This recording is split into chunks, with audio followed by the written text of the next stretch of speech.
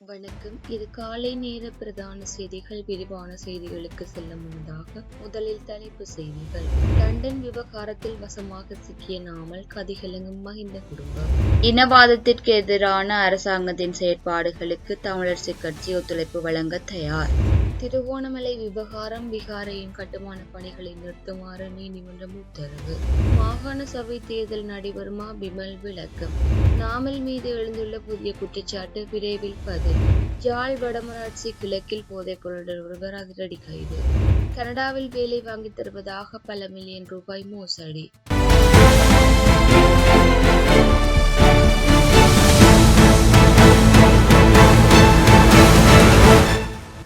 நாடாளுமன்ற உறுப்பினர் ராமல் ராஜபக்சவின் சட்டப்பட்டம் தொடர்பாக புதிதாக வெளிவந்துள்ள சர்ச்சைகள் குறித்து ஊடகங்கள் எழுப்பிய கேள்விக்கு அந்த அறிக்கைகள் முற்றிலும் பொய்யானவை என்று அவர் மறுத்துள்ளார். தாம் மீது சுமத்தப்படும் அவதூறுகளுக்குரிய பதில்களை 21ஆம் திகதி நுகைகொடை பேரணியில் நாடு முழுவதும் காண முடியும் என்றும் நாமல் ராஜபக்ச கூறியுள்ளார். இந்த அரசாங்கம் பதவிக்கு வந்த சில வாரங்களிலேயே நீதிமன்றத்தில் அறிக்கை ஒன்றை தாக்கல் செய்து எனது பட்டப்படிப்பு குறித்து விசாரணை நடத்த அனுமதி பெற்றது. அதன் பின்னர் பல மாதங்களாக இது குறித்து விசாரணைகள் நடைபெற்று வருகின்றன. இன்று வரை எந்த விசாரணை முடிவுகளும் வெளியிடப்படவில்லை எனினும் இணையதளங்கள் ஊடாக அவதூறு பரப்பப்படுகின்றது. இப்போது நுகைகொடை பேரணி தொடர்பில் அரசாங்கம் மிகுந்த அச்சத்தில் உள்ளது. அதனால் பொய்யான வதந்திகளை பரப்புகின்றார்கள். இந்த அவதூறுகள் மற்றும் பழிகளுக்கு 21ஆம் திகதி பதில் கிடைக்கும் என நாமல் ராஜபக்ச ஊடகங்களிடம் தெரிவித்துள்ளார். நாமல் ராஜபக்சவின் சட்டமானி பட்டம் போலியானது என அமைச்சர் நலிந்த ஜெயதிச நாடாளுமன்றத்தில் பல விடயங்களை அமலப்படுத்தியுள்ள நிலையில் சட்டமானி பட்டம் குறித்து சந்தேகங்கள் வெளியிடப்பட்டிருந்தன. இந்த நிலையில் நாமல் ராஜபக்ச லண்டனில் சிட்டி யூனிவர்சிட்டி ஆஃப் லண்டன் பெற்ற சட்டமானி சான்றிதழில் உள்ள கையொப்பத்தில் சிக்கல் உள்ளது என்றும் சட்டக்கல்லூரி அதை ஏற்கவில்லை என்றும் அமைச்சர் சில ஆவணங்களை வெளிப்படுத்தியுள்ளார். லண்டன் பல்கலைக்கழகத்தில் இருந்து பெறப்பட்ட சான்றிதழை முதுகலை பட்டத்திற்கு பதிவு செய்வதற்காக ஸ்ரீ ஜெயவர்தனபுர பல்கலைக்கழகத்தில் நாமல் சமர்ப்பித்துள்ளார். குறித்த பட்டச் சான்றிதழ் செப்டம்பர் 15, 2009 அன்று வழங்கப்பட்டது. ஆனால் அந்த பட்ட சான்றிதழில் கையொப்பமிட்ட துணைவேந்தர் ஜூலை 23 அன்று பதவி விலகியுள்ளார். அவர் பதவி விலகிய 54 நாட்களுக்கு பிறகு அந்த நபர் துணைவேந்தராக பட்ட சான்றிதழில் கையொப்பமிட்டுள்ளார். இந்த லண்டன் நிறுவனம் அக்டோபர் 15, 2009 அன்று இலங்கை சட்டக்கல்லூரியில் பதிவு செய்யப்பட்டது. இருப்பினும் இந்த நிறுவனத்தில் பட்டம் பெற்றதாக கூறும் நாமல் செப்டம்பர் 25, 2009 அன்று சட்டக்கல்லூரியில் சேர விண்ணப்பித்துள்ளார். அவர் தனது விண்ணப்பத்தை சமர்ப்பித்த அதே நாளில் சட்டக்கல்லூரி அதை ஏற்றுக்கொண்டது. அந்த நேரத்தில் லண்டன் சிட்டி யூனிவர்சிட்டி சட்டக்கல்லூரியில் இருந்து ஒப்புதல் பெறவில்லை எனவும் தெரிவிக்கப்பட்டுள்ளது. மாகாண சபை தேர்தல் கட்டாயமாக நடத்தப்படும் என அவைத் தலைவர் அமைச்சர் பிமல் ரத்நாயக்க தெரிவித்துள்ளார். 2026ஆம் ஆண்டிற்கான பாதீட்டின் 2ஆம் வாசிப்பு மீதான 6ஆம் நாள் விவாதத்தில் கலந்து கொண்டு உரையாற்றிய அமைச்சர் அந்த தேர்தலில் எதிர்க்கட்சி தோற்கடிக்கப்படும் என்றும் குறிப்பிட்டுள்ளார். மாகாண சபை தேர்தலை நடத்துவது குறித்து கலந்துரையாடப்பட்டு வருகின்றது.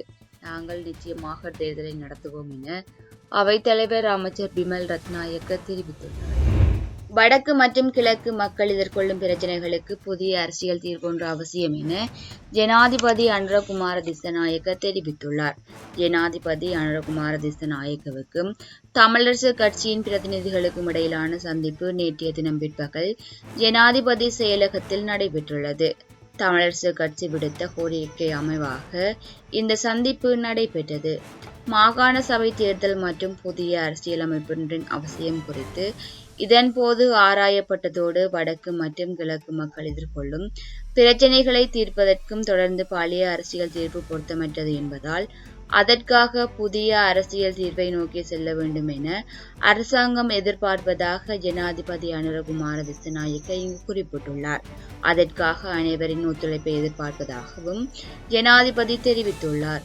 வடக்கு மற்றும் கிழக்கு மக்கள் நீண்ட காலமாக பிரதேச மட்டத்தில் எதிர்கொள்ளும் மீன்பிடி மற்றும் காணி பிரச்சினைகளை உட்கட்டமைப்பு வசதி மற்றும் அபிவிருத்தி தேவைகள் என்பன குறித்து இதன்போது ஆராயப்பட்டது. வடக்கு அபிவிருத்திக்காக அரசாங்கம் முன்னெடுக்கும் எந்த ஒரு திட்டத்திற்கும் தமது கட்சி ஒத்துழைப்பு வழங்கும் என தமிழரசு கட்சி பிரதிநிதிகள் இந்த சந்திப்பில் சுட்டிக்காட்டியுள்ளனர். புத்தர் சிலை இருக்கவில்லை. ஒரு விகாரை ஒன்று பக்கத்தில் இருக்கிறது. அதோடு சம்பந்தப்பட்ட இன்னொரு கட்டடம் இருந்திருக்கிறது. ஆனால் அதை ஒரு குடிநீர் பானத்துக்காக விற்பனை செய்கிற ஒரு நிலையமாக மாற்றினது. அது அனுமதி இல்லாமல் கட்டப்பட்ட கட்டடம். அதனை அகற்றுவதற்கு நீதிமன்ற உத்தரவு இருந்தபோது அதை அகற்றாமல் தடுப்பதற்காகத்தான் ஒரு புத்தர் சிலையை புதிதாக கொண்டே வைக்கப்பட்டிருக்கிறது. ஆகவே இது நாங்கள் ஏற்றுக்கொள்ள முடியாத ஒரு விடயம் என்பதை அவருக்கு நாங்கள் சுட்டி காட்டியிருக்கிறோம். அது அது நாங்கள் இப்போ சொன்னது அவருக்கு தெரியும் தானே, அப்படியே திரும்ப சொல்ல வேண்டிய அவசியம் இல்லை. இல்லை, அதை பற்றி கேட்கல. நான் அவருக்கு சொல்லலே, அவர் பதவியில் வேணும்னு சொல்லலே. தமிழ் தலைவர் யாராவது இருக்கட்டும், ஆனால் அந்த புத்த சிலை அகற்றப்பட்ட உடனே அதை பெரு வெற்றியாக அந்த பாராளுமன்ற உறுப்பினர்கள் தங்களுடைய புத்தகங்களிலே பதிவு செய்தார்கள். நாங்கள் இனவாதிகள் என்று நிரூபித்து விட்டோம், புத்தர் சிலை அகற்றப்பட்டு விட்டது, அனுமதி இல்லாமல் இருந்தது, அகற்றப்பட்டு விட்டது என்றெல்லாம் சொன்னார்கள். ஆனால் விடியும் போது அமைச்சர் வேறு விதமாக பேசினார். ஆனபடியாக தான் அவர்கள்ட்ட சொன்னேன், நீங்கள் பதவி விலகுங்கள், நீங்களே சொல்லுங்கள் இது இந்த அகற்றப்பட்டது நல்ல விடயம் என்று சொல்லுகிறீர்கள், ஆனால் உங்களுடைய அமைச்சர் சொல்கிறார் அது பாதுகாப்பாக அகற்றப்பட்டது என்று. அப்புறம் உங்களுக்கு என்ன பக்கம் இல்லையா, பதவி விலங்குன்னு சொல்லிட்டு அந்த நிலைப்பாட்டில் தான் இப்போ இருக்கிறோம். அது தமிழ் பாராளுமன்ற தேசிய மக்கள் சக்தியைச் சேர்ந்த தமிழ் பாராளுமன்ற உறுப்பினர்களுக்கு நான் சொன்னது. வடக்கு மாகாணத்தில் இராணுவ கட்டுப்பாட்டில் உள்ள தேசிய பாதுகாப்புடன் தொடர்புடைய காணிகளை ஒருபோதும் விடுவிக்க கூடாது என ஐக்கிய மக்கள் சக்தியின் நாடாளுமன்ற உறுப்பினர் நளின் பண்டார வலியுறுத்தியுள்ளார். நாடாளுமன்றத்தில் நேற்று பாதுகாப்பு அமைச்சின் நிதி ஒதுக்கீடு தொடர்பான குழுநிலை விவாதத்தில் உரையாற்றிய போதே அவர் இதனை குறிப்பிட்டுள்ளார். அவர் மேலும் கருத்து தெரிவிக்கையில், தேர்தல் காலத்தில் வழங்கப்பட்ட வாக்குறுதிகளால் தேசிய பாதுகாப்பு புறக்கணிக்கப்பட்டுள்ளது. நாட்டின் தேசிய பாதுகாப்பு தொடர்பாக அரசாங்கம் பொறுப்பின்றி செயற்படுகின்றது. 30 ஆண்டு கால போரினால் அனைத்து இன மக்களும் பாதிக்கப்பட்டார்கள். போர் முடிவடைந்து விட்டது என்று குறிப்பிட முடியாது. எதிர்காலத்தில் போரொன்று தோற்றம் பெறலாம். ஆகவே அவதானத்துடன் செயற்பட வேண்டியது அவசியம். வடக்கு மாகாணம் தேசிய பாதுகாப்பின் பிரதான கேந்திர மையமாக உள்ளது. வடக்கில் காணி பிரச்சினை காணப்படுகின்றது. தனிப்பட்ட பாதுகாப்பை விட தேசிய பாதுகாப்பை கருத்தில் கொண்டே காணி விடுவிப்பு குறித்து தீர்மானிக்க வேண்டும். தேசிய பாதுகாப்புடன் தொடர்புடைய காணிகளை இராணுவத்தினர் வசம் வைத்துக் கொள்ள வேண்டும். அவ்வாறான காணிகளை ஒருவரும் விடுவிக்கக்கூடாது. பாதுகாப்பு காரணிகளுடன் தொடர்புடைய காணிகளை விடுவிப்பதற்கு பதிலாக காணி உரிமையாளர்களுக்கு மாற்று காணிகளை வழங்க நடவடிக்கைகளை மேற்கொள்ள வேண்டும், அல்லது காணிகளுக்கு பதிலாக நட்டஈடு வழங்க வேண்டும். வடக்கு மாகாணத்தில் மீண்டும் போரொன்று தோற்றம் பெறாத வகையில் தேசிய பாதுகாப்புடன் தொடர்புடைய காணிகள் முறையாக அடையாளப்படுத்த வேண்டும். தேசிய பாதுகாப்புடன் தொடர்புடைய காணிகளை விடுவிக்க கூடாது. வடக்கு மக்களுக்கு அநீதி இழைக்க வேண்டும் என்று நாங்கள் குறிப்பிடவில்லை. காணிக்கு போதுமான அளவு நட்டஈடு வழங்க வேண்டும் என்று கூறுகின்றேன். வடக்கு வாக்குகளை பெறுவதற்கு வழங்கிய வாக்குறுதிகளுக்கு மாத்திரம் முன்னுரிமை வழங்காமல் தேசிய பாதுகாப்பிற்கு முன்னுரிமை வழங்கி அரசு செயற்பட வேண்டும். அரசியலுக்கு அப்பாற்பட்ட வகையில் தேசிய பாதுகாப்பு குறித்து தீர்மானங்களை எடுக்க வேண்டும். அதுதான் நாட்டிற்கு தேவை என்றார்.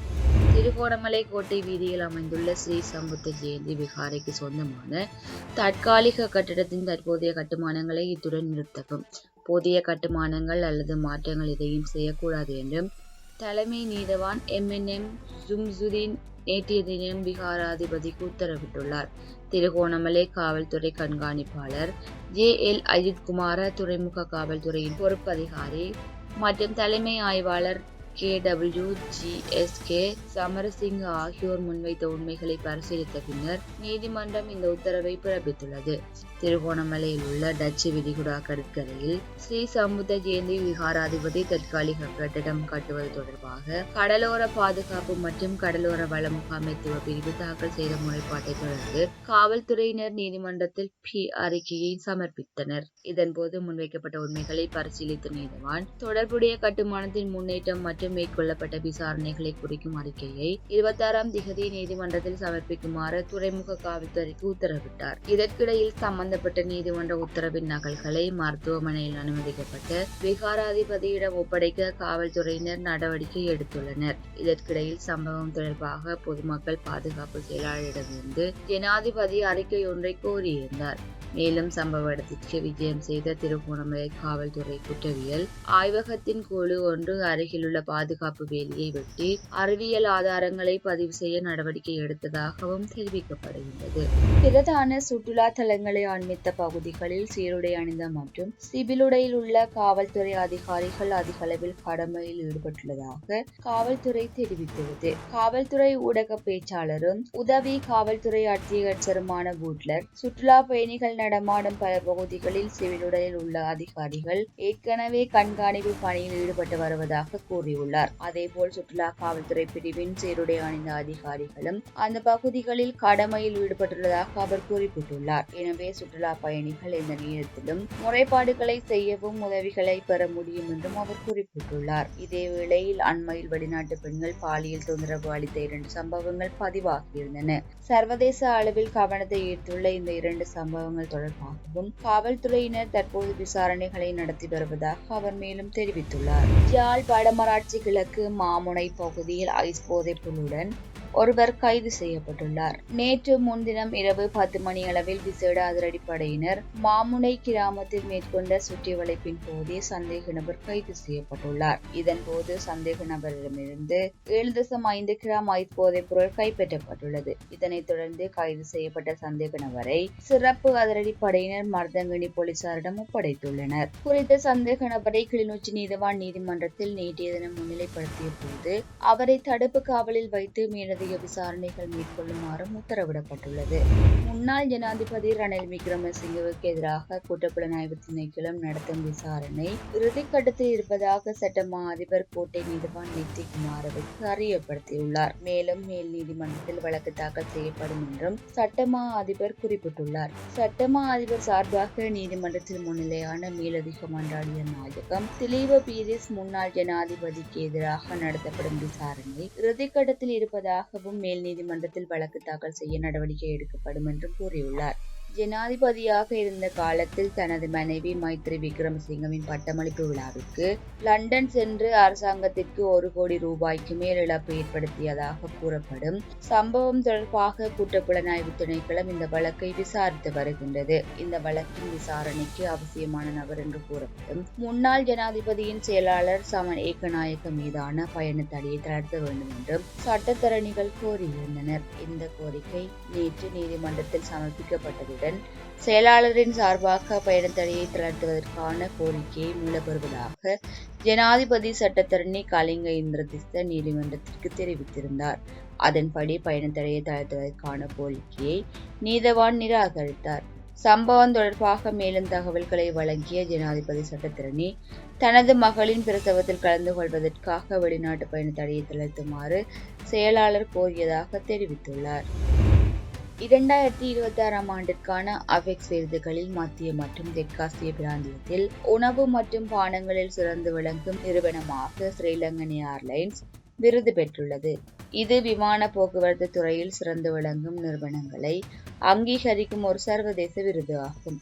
ஸ்ரீலங்கன் ஏர்லைன்ஸின் பல்வேறு சர்வதேச மற்றும் உள்ளூர் உணவு பட்டியலின் உயர்தரத்திற்காக இந்த விருது வழங்கப்பட்டது. 2026 அபெக்ஸ் விருதுகளில் தனது விமான நிறுவனம் 4 நட்சத்திர முக்கிய விமான நிறுவனமாக மதிப்பிடப்பட்டுள்ளதாகவும் ஸ்ரீலங்கன் ஏர்லைன்ஸ் தெரிவித்துள்ளது. அபெக்ஸ் விருதுகள் மற்றும் அதிகாரப்பூர்வ விமான தரவரிசைகள் 1 மில்லியனுக்கும் அதிகமான பயணிகள் மதிப்பீடுகளை அடிப்படையாக கொண்டவை. ஸ்ரீலங்கன் ஏர்லைன்ஸ் உலகளவில் 61 நாடுகளில் 120 நாடுகளுக்கு இயங்குகின்றது. இலங்கையின் பாரம்பரிய சமையல் குறிப்புகளை பயன்படுத்தி தயாரிக்கப்படும் பாரம்பரிய உணவுகள் மற்றும் மருத்துவ குணங்கள் கொண்ட சிறந்த உள்ளூர் மசாலா பொருட்களில் சம்போல, ஹிரிபத், அதுர்பாச, ஹொத்து, ஹிரிடொபி, தேங்காய் டொஃபி, எள்ளுருண்டைகள் ஆகியவைகள் அடங்கும். சர்வதேச மற்றும் உள்ளூர் உணவு வகைகளின் உயர்தரத்திற்காக இந்த விருது வழங்கப்பட்டுள்ளது. 2026 ஆண்டிற்கான அபெக்ஸ் விருதுகளில் தனது விமான நிறுவனம் 4 நட்சத்திர முக்கிய விமான நிறுவனமாக மதிப்பிட்டுள்ளதாகவும் ஸ்ரீலங்கன் ஏர்லைன்ஸ் தெரிவித்துள்ளது. இது உலகளாவிய விமான போக்குவரத்து துறையில் மிகவும் உயர்ந்த மதிப்பீடாக கருதப்படுகின்றது. கனடாவில் வேலை வாங்கி தருவதாக கூறி இலங்கையர்களிடம் 5.2 மில்லியன் ரூபாய் மோசடி செய்த ஒருவர் கைது செய்யப்பட்டுள்ளார். இலங்கை வெளிநாட்டு வேலைவாய்ப்பு பணியகத்தின் சிறப்பு புலனாய்வு பிரிவு அதிகாரிகளால் இவர் கைது செய்யப்பட்டுள்ளார். ஓய்வு பெற்ற தோட்ட மேலாளரான சந்தேக நபர் கனடாவில் வேலை வாங்கி தருவதாக காலி மற்றும் நிக்குவரட்டியவில் வசிக்கும் 4 நபர்களிடமிருந்து தலா 1.3 மில்லியன் ரூபாய் மோசடி செய்துள்ளார். வெளிநாட்டு வேலைவாய்ப்பு பணியகத்திற்கு கிடைக்கப்பெற்ற முறைப்பாடுகளின் அடிப்படையில் பாரகா பொல அம்பலகந்தாவில் உள்ள சந்தேக நபரின் வீட்டில் வைத்து அவரை கைது செய்துள்ளனர். அவர் கைது செய்யப்பட்ட நேரத்தில் சைப்ரஸில் வேலைக்கான 3 ஒப்பந்தங்களையும் அவரது வீட்டிலிருந்து தலா 75,000 ரூபாய் பணத்தினையும் அதிகாரிகள் பறிமுதல் செய்துள்ளனர். இதற்கிடையில் சுவிட்சர்லாந்தில் வேலை வாங்கித் தருவதாக கூறி இலங்கையர்களிடம் 1.7 மில்லியன் ரூபாய் மோசடி செய்த ஒரு பெண்ணும் கைது செய்யப்பட்டுள்ளார். இதுபோன்ற செய்திகளை தெரிந்து கொள்ள தமிழ் லங்கா குரல் சேனலை சப்ஸ்கிரைப் செய்து அருகே இருக்கிற பெல் பட்டனையும் கிளிக் செய்து கொள்ளுங்கள். மேலும் இதுபோன்ற செய்திகளை உடனுக்குடன் தெரிந்து கொள்ள தமிழ்லங்காகுரல்.com எனும் இணையத்தின் வாயிலாக எங்களோடு இணைந்து கொள்ளுங்கள்.